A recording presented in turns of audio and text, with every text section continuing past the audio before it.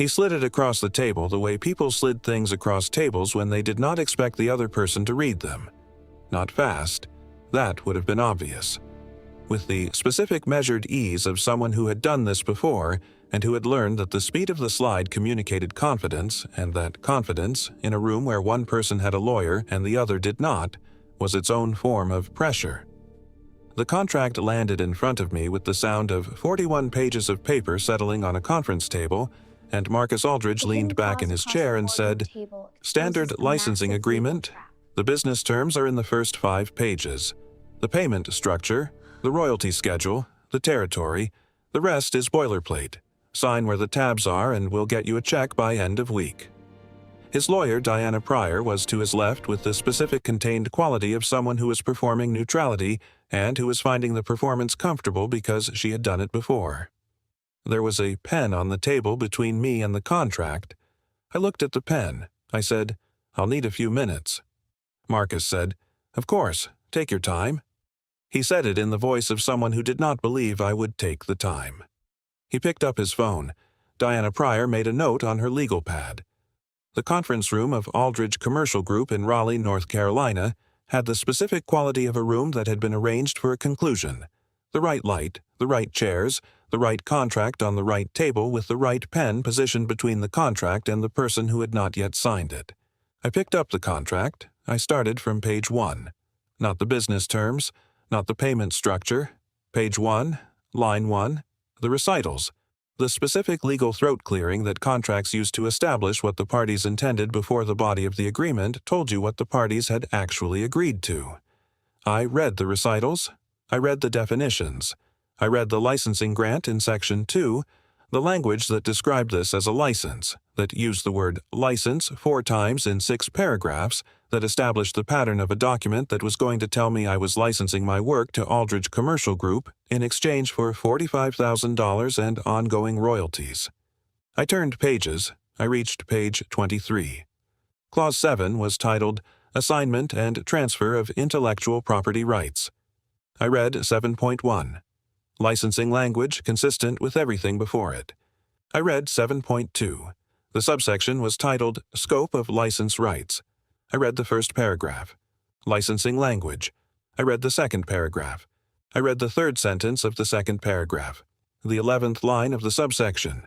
The word was assign, not license, not grant a license to use. The word was irrevocably assigns, transfers, and conveys to Aldridge Commercial Group all right, title, and interest in and to the licensed IP, including all patents, patent applications, trade secrets, know-how, and related intellectual property in perpetuity and throughout the universe. I had spent 7 years reading contracts for a living. I knew what irrevocably assigns, transfers, and conveys meant. I knew what in perpetuity and throughout the universe meant. I put my finger on the 11th line of 7.2, and I did not move my finger, and I read the rest of the clause to make sure I had understood what I had understood. I had understood it correctly. I looked at the footer of page 23. The footer contained the document title and a reference code. The reference code was a CG-IP-assign-V4, version 4. I set the contract down. I looked at Marcus Aldridge. He was on his phone. He had not been watching me read. He had the specific body language of a man who was waiting for a formality to complete itself. I said, "Marcus." He looked up. I said, Clause 7.2, 11th line. The word is assign, not license. You've drafted this as a permanent transfer of ownership. If I sign this document, I'm not licensing the Callaway connector system to you. I'm giving it to you, permanently, for $45,000. The conference room was very quiet. Marcus looked at Diana Pryor. Diana Pryor looked at the contract. I said, and the footer, a CG-IP-assign-V4. This is version 4 of this template. I'd like to know what happened in versions 1, 2, and 3. Marcus Aldridge went pale. Not dramatically. The specific pale of a man who has been certain he was in a room with someone, who would not read the document, who has just discovered that he was wrong. Diana Pryor said, carefully, in the voice of a lawyer who was buying time, "Mr. Calloway, I think there may have been a drafting error in that subsection. I said, there's no drafting error. Irrevocably assigns, transfers, and conveys all right, title, and interest in perpetuity and throughout the universe is not something that ends up in a contract by accident. That's boilerplate IP assignment language. It was put there intentionally. I picked up the contract. I said, I'm going to take this with me. Nobody told me I couldn't. I walked out. I want to tell you about my father's workshop before I tell you about the Callaway connector system, because the system came from the workshop, and the workshop came from my father, and my father was the specific reason I understood what it meant to build something with your hands and what it meant when someone tried to take it. My father, Ben Calloway, had been a carpenter in Raleigh's Oakwood neighborhood for 30 years. Not the kind of carpenter who built houses, the kind who built things inside houses, who made the cabinets and the built-ins and the furniture that gave a house the quality of something that had been thought about rather than assembled. He had the specific gift of someone who understood wood, not just the technical properties, the species and the grain and the moisture content, but the quality of attention that a particular piece of wood required to become what it was capable of being. He had brought me to the workshop from the time I was 7 years old, not to teach me carpentry in the formal sense, to teach me the principle underneath it, the specific understanding that the work required you to be completely present and that complete presence was not something you could perform, and that the difference between performed presence and actual presence was always visible in the finished piece if you knew how to look. I had grown up understanding this and had taken it with me in the specific indirect way that the most important things fathers taught were taken, not as instructions, but as a quality of attention that I brought to subsequent things without knowing I was bringing it.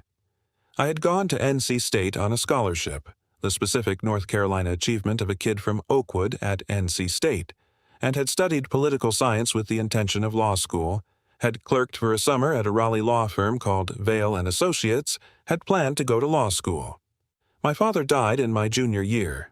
He had been in the workshop on a February morning, working on a commission for a client in Hayes Barton, a built-in bookcase with the specific proportions of a room he had measured 3 times to get right. He had been 61 years old, a heart attack, sudden, in the workshop where he had spent 30 years. I had come home from NC State for the funeral, and I had gone into the workshop afterward, and I had stood in the specific smell of sawdust and linseed oil and my father's work, and I had understood something about law school that I had not understood before. I had understood that it was not where I was going. I had gone back to NC State, finished my degree, spent 2 years in building management while I figured out what came next, and gone to work at Vale Associates as a paralegal in 2012. Not because the law was my passion, because it was the work I knew, and because it paid, and because my mother Shirley needed stability, and because I had not yet worked out what came next. What came next took 7 more years to clarify. Patricia Vale was the senior partner at Vale Associates. She had founded the firm in 1989 and had been running it for 35 years with the specific conviction of someone who had decided early that commercial contract law was where the real damage was done to ordinary people who did not know what they were signing, and who had organized her practice around the idea that knowing what you were signing was a form of power, and that power should be more equitably distributed than it was. She had hired me because I was the law clerk who had found an error in a commercial lease review that 2 junior associates had missed. A rent escalation clause that would have increased the client's rent by 40% in year 3, buried in a paragraph about building maintenance responsibilities. She had called me into her office. She had said, "How did you find it?" I had said, "I read the whole document." She had said, "The associates reviewed it." I had said, "They reviewed the business terms." I read the whole document. She had looked at me for a moment. She had said, "Come back in September." I had come back in September. I had worked at Vale Associates for 7 years, from 2012 to 2019, as a paralegal with the specific responsibility of first-pass contract review on complex commercial documents. The senior partners trusted me with documents they did not trust to junior associates because I read the whole document and because I understood that what a contract said and what a contract meant were sometimes different things, and that the difference was always in the language rather than in the intent. I had left in 2019. I had gone into my father's workshop. I had started building. The Callaway connector system had taken 3 years, not 3 years of continuous work, 3 years of iterating, of making a prototype and finding what was wrong with it and making it again, of the specific patient process of developing something that did not yet exist and that you could only understand by building it. The problem I was trying to solve was the problem of modular commercial seating, the seating in hotel lobbies and restaurant lounges and upscale airport terminals that needed to be flexible enough to reconfigure for different events and layouts, but that, in most existing systems, showed the evidence of its modularity. The connections were visible. The hardware was visible. The seating looked like seating that could be reconfigured rather than like seating that was designed for the space. I wanted to build something that connected and disconnected without visible hardware, without tools, and without any compromise to the structural integrity or the aesthetic of the piece. Something that fit together like a puzzle and could be any shape the space required. I had made 17 prototypes. The 18th was right. The connection mechanism was a system of interlocking wooden components, no metal hardware visible on the exterior, that used the specific structural geometry of the joint to distribute load and maintain rigidity without fasteners. The components could be separated by a specific motion that was not accidental. You had to mean to separate them, and could be reconnected in multiple configurations. I had installed the first full system at a restaurant in Raleigh in 2022. I had installed a larger system at the Umstead Hotel in Cary in 2023. The Umstead installation was the one Marcus Aldridge had seen. The system was not patented. Patent protection required money I did not have in 2019, and by 2022 I had the money but not the time, and by 2024 the system was in 3 installations, and I had been meaning to address the patent question and had not addressed it. This was the specific vulnerability that Marcus Aldridge had identified and had intended to exploit. Iris had been 5 years old when Tara died. Tara Calloway had been diagnosed with eosinophilic granulomatosis with polyangiitis, a rare systemic vasculitis, the immune system attacking blood vessels in a way that was difficult to predict and difficult to manage, in 2018, when Iris was 3 years old. Tara had been 32. She had managed the condition for 2 years with the specific determined competence she brought to everything, with treatment and with the adjustment of daily life around what the condition required, and she had been, in 2020, in a March that already had everything else in it, admitted to the hospital with a severe flare that had not responded to the treatment adjustments, and she had died on a Thursday morning in the specific way that people died from serious illness, which was not dramatically and not with warning, but simply and absolutely, and with the specific terrible finality of a thing that had been possible and had become real. Iris had been 5. I had kept the workshop. I had been Iris's father every day.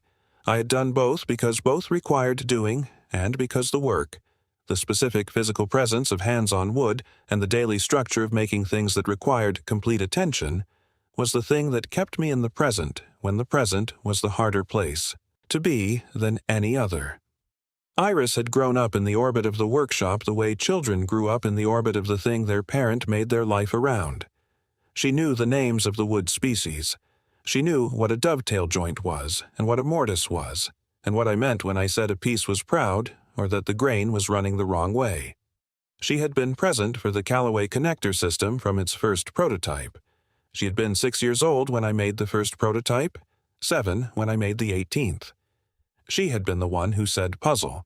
I had been showing her the 18th prototype and explaining what it did, the way the pieces connected, the way they could be separated and reconnected in different configurations, and she had looked at it for a moment with the focused quality of someone who was deciding how to describe something accurately. She had said, "It fits together like a puzzle."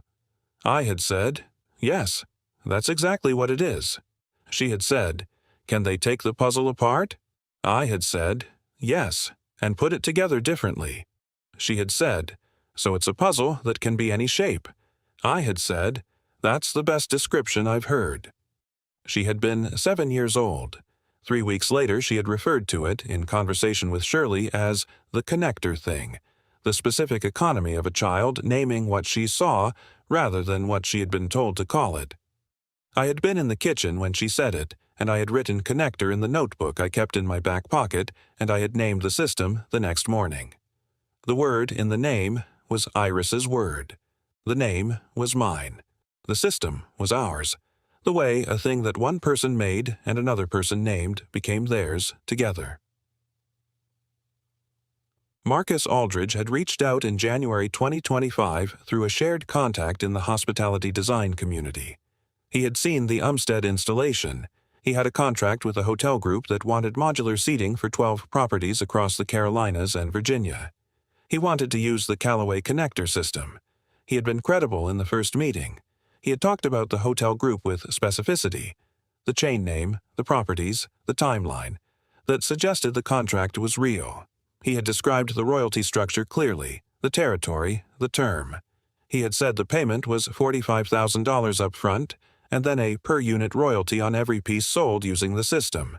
He had said, standard licensing agreement. Your lawyer can review it, of course. He had said it in the specific tone of a man who was being transparent about the lawyer option because being transparent about the lawyer option made it seem as though there was nothing to hide. I had said, I'll have a look at it myself. He had said, of course. I did not have a lawyer. I had not told Marcus Aldridge this. The second meeting in February had covered the same ground with more detail. The hotel group's requirements, the per-unit volume projections, the manufacturing process that Aldridge's company would use. Marcus had been smooth and thorough and had described the contract as straightforward, mostly boilerplate, nothing that should give you any trouble. I had been cautious about the offer in the way that I was cautious about things that sounded reasonable but that had the specific quality of something that had been designed to sound reasonable. I could not have told you what was wrong with it. I only knew that something about the way Marcus described the contract, the repetition of boilerplate, the specific ease with which he suggested a lawyer could review it while communicating that a lawyer was not necessary, had produced a quality of alertness in me. I had worked at Vale Associates for 7 years. I had read contracts that were designed to look like one thing and be another. I knew what designed to look like one thing felt like when it was sitting across the table from you. I had gone to the March meeting, ready to read. I called Patricia Vale from the parking garage at 4:30 p.m. She had been my supervisor for 7 years. She was 67 years old and had the voice of someone who had spent 40 years in commercial contract law and who was not surprised by very much and who communicated this through a specific quality of attentive calm that she brought to every conversation. I told her what I had found. She was quiet for a moment. Then, she said, "The footer." I said, "Version 4. She said, "He's done this before." I said, "That's what I think. I need someone who can find the prior cases." She said, "Leave it with me." I said, "Patricia." She said, "Ben, I know what to do. Go home to your daughter." I went home to my daughter. Iris was at the kitchen table with her homework when I came in. She was 10 years old and had her mother's quality of complete focus when something required it, the specific ability to be entirely in the task at hand and to not be in anything else while the task required her. She looked up when I came in. She said, "How did it go?" I sat down across from her. I told her, not the technical version, the real version, the one that started with the pen on the table and the specific ease with which Marcus Aldridge had expected me to pick it up and sign without reading, and that went through clause 7.2 and the 11th line, and the word assign and the footer and version 4 and Marcus Aldridge's face. She listened the way she listened to things that mattered, with the full weight of her attention, her pencil down, her homework forgotten. When I finished, she was quiet for a moment. She said, "He thought you wouldn't read it." I said, "Yes." She said, "Because of what you look like, what we look like." I said, "Yes." She said, "He saw a furniture maker from Oakwood, and he assumed." I said, "Yes." She said, "But you worked in a law firm for 7 years." I said, "Yes." She thought about this. She said, "Did he know that?" I said, "No." She said, "Good." I looked at my daughter. She said, "The connector system. It's still ours?" I said, "It was never not ours. I didn't sign." She said, "Good." She looked at me. "He thought you were just a furniture guy." I said, "Yes." She said, "You're a furniture guy who used to read contracts for 7 years." I said, "Yes." She said, That's the best kind of furniture guy." She picked up her pencil. She went back to her homework. I sat at the kitchen table in the specific quality of a Tuesday evening in March in Raleigh, North Carolina, and I thought about my father in the workshop, and about Tara, and about the system, and about the version number in the footer, and about the 3 people somewhere who had signed what I had not signed. Patricia called 4 days later. It was a Saturday morning. Iris was in the workshop with me, the specific Saturday morning quality of a child who had nowhere else to be and who found the workshop a reasonable place to be. And I had my phone on the workbench, and Patricia's number came up, and I answered it. She said, 3 prior cases. I said, "Tell me." She said, "A textile designer in Durham. She developed a repeating pattern for commercial upholstery, the kind of thing that hospitality designers used. She signed what she believed was a licensing agreement in 2021. Version 2. The rights reverted to Aldridge that day, and she didn't know until she tried to negotiate a new term in 2023 and discovered she had nothing to negotiate with." I said, "What happened to her?" Patricia said, "She's still making upholstery. She's just not making money on the pattern she developed. Aldridge is." I said, "Who else?" She said, "A ceramic artist in Charlotte. Custom tile work for hotel bathrooms and lobbies. Signed in 2022. Version 3. Discovered it in 2024, when Aldridge started manufacturing the tile design without her, and she received no royalties. Her lawyer told her she had no case because she had signed the assignment." I said, "And the third?" She said, "A software developer in Raleigh. He built a hospitality management interface, a software tool for hotel concierge operations. Signed what he believed was a licensing agreement in 2019. Version 1. He's been receiving what Aldridge calls courtesy payments, small irregular payments that look like royalties but that are not contractually required because he assigned all rights. He didn't know the payments were voluntary until I called him last night." I sat on the workbench stool in my father's workshop. Iris was at the secondary bench with a piece of scrap walnut and a carving tool, working on something she had been working on for 3 weeks. A small figure, a bird, the specific patient project of a 10-year-old who had decided she was going to finish what she had started. I said, "What are you going to do?" Patricia said, "I've already done it. Filed a complaint with the North Carolina Attorney General's office this morning. Commercial fraud, unfair and deceptive trade practices, all 4 cases, the 3 prior and yours, which is an attempted fraud since you didn't sign." I said, "Patricia." She said, "The textile designer and the ceramic artist and the software developer needed someone to read what they signed. They didn't have someone like that. You did." I said, "I was that person for 7 years." She said, "7 years, Ben. I know what I put in front of you." A pause. She said, "The version number, Ben. If you hadn't noticed the version number, we would have had 1 case. You noticed the version number." I said, "It was in the footer."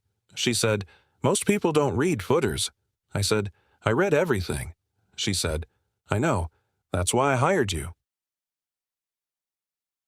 The investigation took 4 months. Marcus Aldridge's company was the subject of a formal inquiry by the North Carolina Attorney General's office. The 3 prior assignment agreements were examined. The investigation found that in each case the document had been represented as a licensing agreement in pre-contract negotiations and had contained assignment language in the body of the document that the signatories had not understood. The settlement included the reversion of all 3 prior intellectual property assignments to their original creators, financial restitution to the textile designer, the ceramic artist, and the software developer for the revenues Aldridge Commercial Group had earned from their work, a consent decree prohibiting Aldridge Commercial Group from using assignment language in contracts presented as licensing agreements. Marcus Aldridge resigned as CEO in July 2025. Aldridge Commercial Group, under new management, became a client of Vale Associates for contract compliance review. I had not been looking for any of this when I sat down in that conference room in March and picked up the contract. I had been looking for what was in the contract. I had found it. The 3 people whose work had been taken got it back. The Callaway connector system remained mine. I told Iris about the settlement on a Saturday afternoon in July. She was in the workshop with me. She spent most of her Saturdays in the workshop now, at the secondary bench with her carving project or reading, or simply present in the way that certain children were present in the spaces their parents inhabited, and I told her the whole thing, from the AG filing to the settlement to the reversions to Marcus Aldridge's resignation. She listened with the full quality of her attention. When I finished, she was quiet for a moment. She said, "The textile designer. She got her pattern back." I said, "Yes." She said, "What will she do with it?" I said, "Whatever she decides. It's hers." She thought about this. She said, "And the ceramic artist?" I said, "She got her tile design back." She said, "And the software person?" I said, "He got his software back, and back payments for what Aldridge earned from it." Iris was quiet. She said, "They didn't know what they had signed." I said, "No." She said, "Because nobody read it for them." I said, "Yes." She said, "But you read yours." I said, "Yes." She said, "Because of Grandpa, and Patricia, and Vale." I said, "Because of all of it." She picked up her carving tool. She looked at the small walnut bird she had been working on for 4 months. It was nearly done, the wings taking their final shape under the specific patient attention she had brought to it from the beginning. She said, without looking up, "The connector system. It's still a puzzle that can be any shape." I said, "Yes, it is." She said, "Good." She went back to the bird. I went back to the bench. The workshop was the specific quality of a Saturday afternoon in July in Raleigh.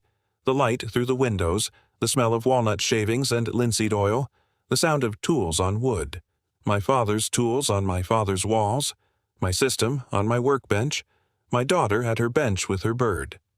I thought about Tara. She had been the person I told everything to, not because she always understood the technical details, but because she understood the meaning. Underneath the technical details, the specific quality of what work meant to the person doing it, and what it meant to protect the work, and what it meant when someone tried to take it. She would have understood this completely. She would have said, "You read it." I would have said, "I read it." She would have said, "Because you always read everything." I would have said, "Yes." She would have said, "Good." The workshop was quiet around us, the tools and the wood and Iris at her bench and the walnut bird taking its final shape under my daughter's hands. The work continued. It had always continued. It would continue still. Before you go, I want to ask you something. Has there been a moment when something you had learned, something from a previous life, a previous job, a chapter you thought you had left behind, turned out to be exactly what the present moment required? The skills don't leave you. They wait. Tell me about it in the comments. I read every single one. If this story stayed with you today, share it with one person who needs to hear it. You already know who that is. And if you're new here, subscribe. Every week, a story like this one. Real people, real decisions, the kind that stay with you.